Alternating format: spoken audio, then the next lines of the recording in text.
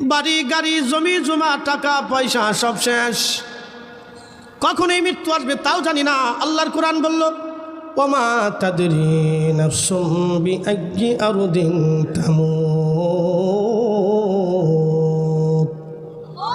মানুষ কোন জায়গা, কোন হালতে, কোন অবস্থায় মারা যাবে আমরা কেউ জানি না।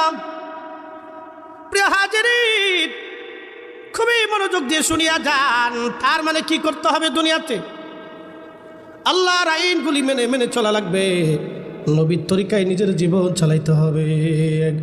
একদিন মাটির ভিতরে হবে ঘরে, মন আমার কেন বান্ধ দালান ঘর।